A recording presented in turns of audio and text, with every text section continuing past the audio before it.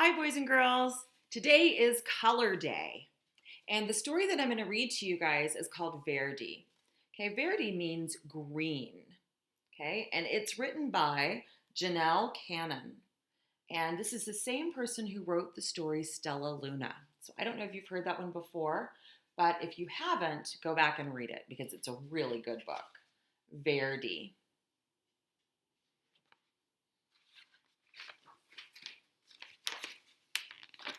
On a small tropical island, the sun rose high above the steamy jungle. A mother python was sending her hatchlings out into the forest the way all mother pythons do. Grow up big and green as the tree's leaves, she called to her little yellow babies as they happily scattered among the trees. But Verdi dawdled.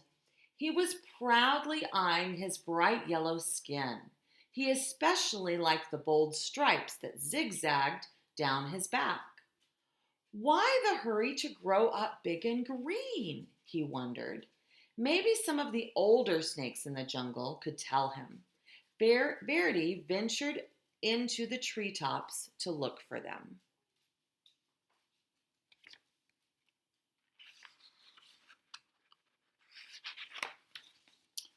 Umbles, Aggie, and Ribbon were lazing on some branches nearby. Verdi peered at their droopy green bodies. "It's not polite to stare," chided Aggie. Umbles burped and groaned. "It's taken nearly 4 weeks for that last lizard to digest. I surely do like lizards, but lizards don't like me." "Why don't lizards like you?" asked Verdi. "Don't interrupt," Umbles grumbled. "Dear me," whined Aggie. "If I don't shed soon, this itchy skin will drive me bananas." Verdi tapped a tune with his tail as he waited to speak.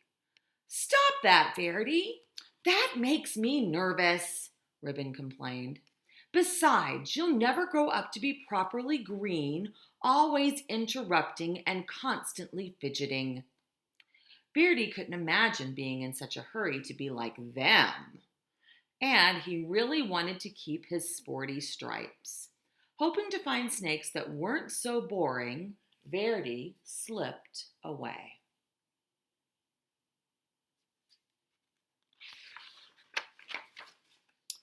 Dozer was snoring in a tree not far from the others. "Hello," said Verdi. "Do you want to climb trees with me?" "I'm tired," Dozer growled. "Go do a few laps around the jungle, okay?" Verdi's heart sank. Greens were not only lazy and boring, they were rude.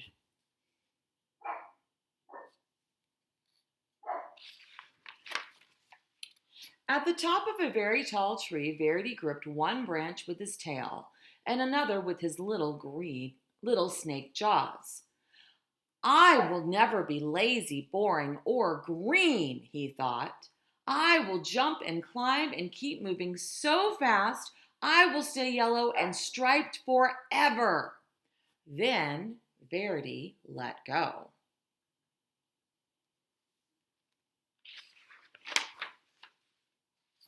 And look, when he let go, he went flying through the air and he was able to do a little loop-de-loop. Pretty fun, huh? From a distance, the greens watched. "Oh my!" they chorused. Ribbon shook his head. "At this rate, he'll be lucky to make it to his first molt." Aggie nodded. "He's likely to put an eye out on a branch." Umbles moaned. "He may not live to turn green."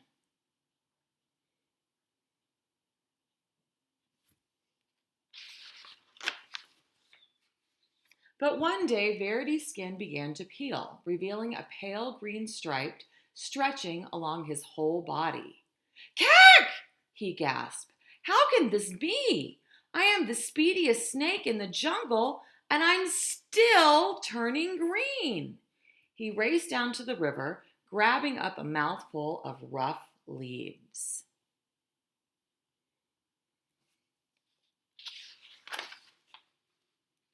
Verdi flung himself into the water. If I can't run this green off, I'll scrub it off, he thought.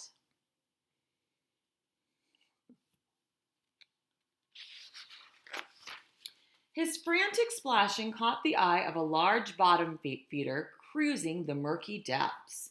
Here's the bottom feeder. A bottom feeder is a fish that lives down on the bottom of the water. Yum, the old fish hummed. Lunch. And so you can see, here's Verdi right up here, taking his bath, and here's the bottom feeder down here, waiting to have Verdi for lunch. Before the fish could haul Verdi under, the frightened snake bit him on the nose. Ah, pooh! With a blast of his rubbery lips, the great fish sneezed, sending Verdi into the air. Slapping onto the soggy shore, Verdi skidded out of reach. So here's where the fish sneezed, and then Verdi went flying up in the air, and he was able to be out of reach of that mean bottom feeder fish. And then here's where Verdi bit him right on the nose. Whew!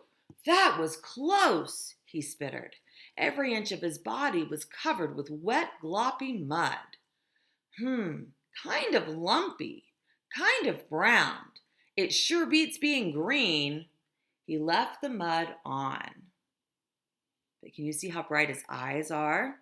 Because that mud is darker. But the soft brown mud dried into a hard gray shell, and Verdi could barely move. If he even budged, the stuff cracked off in jagged chunks. As each piece fell away, Verdi could see that his body was even greener than before. "This is terrible!" cried Verdi. He pictured himself hanging around in droopy loops, itching and complaining and worrying all day like the old greens. He looked up into the sky where the sun blazed a beautiful yellow, just the color he used to be. Then he pulled a vine to the top of the tree. Can you see how the mud is cracking away as he moves? Launching himself from the treetop, Verdi startled a flock of colorful birds. He became dizzy with delight. Sure, the bright sun and his lofty speed would turn him golden again. In his joy, Verdi forgot he would fall back to earth.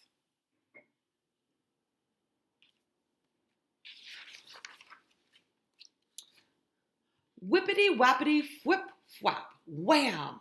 Plummeting through the trees, Verdi landed in a crooked sprawl across a log on the forest floor. He couldn't move. "Help!" he croaked.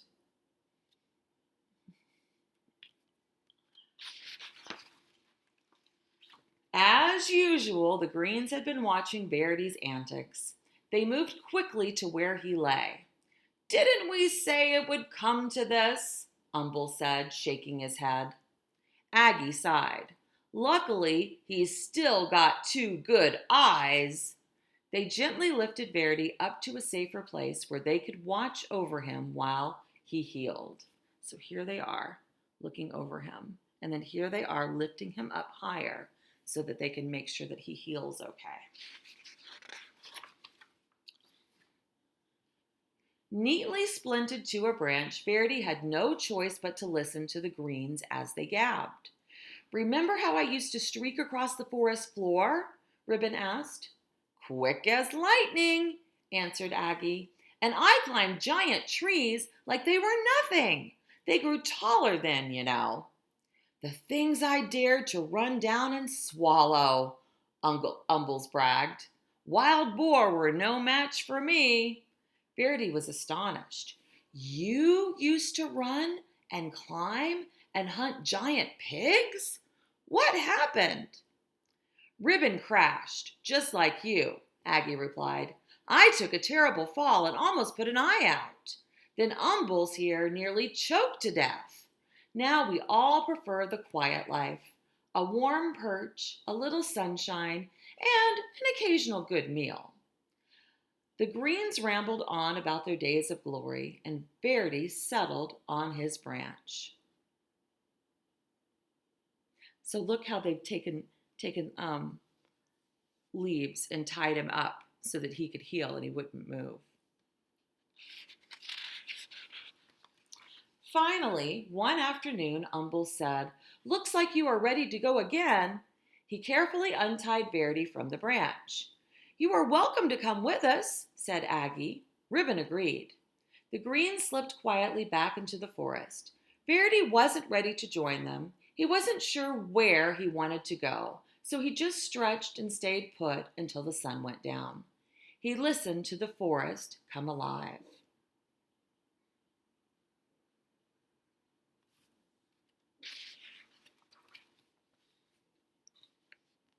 And here's all of the things that were happening in the forest at night.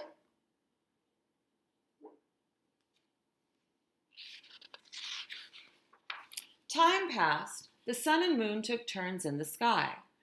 Verdi marveled as the full moon grew thinner every night. Then he watched patiently as it slowly grew round again. He wondered why he hadn't noticed that before. Verdi became so green that he blended perfectly with the leaves. He was so still that other creatures walked right by without seeing him. Now look carefully. Can you see him in the picture? Yeah, can you see his head right here? And he's kind of has his head facing towards the moon.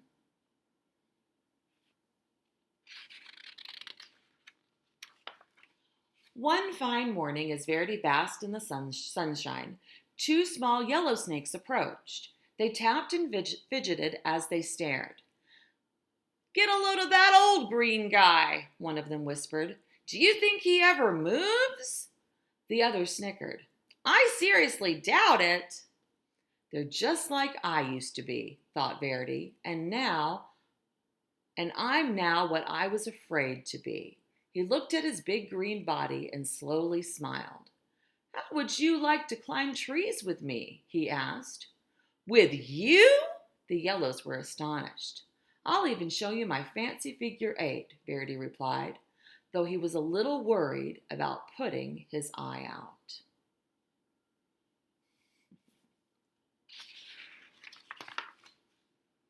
With practice, the three snakes performed a perfect triple figure 8.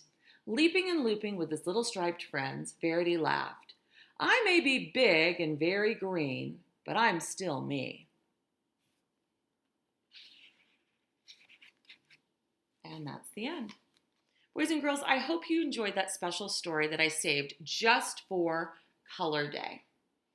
And I can't wait to see what colors you guys are wearing. So if you're wearing all of one color, like today, I chose to wear blue. It looks a little gray, but I promise it's blue. Send me a picture. That would be great. Okay, you guys have a great day.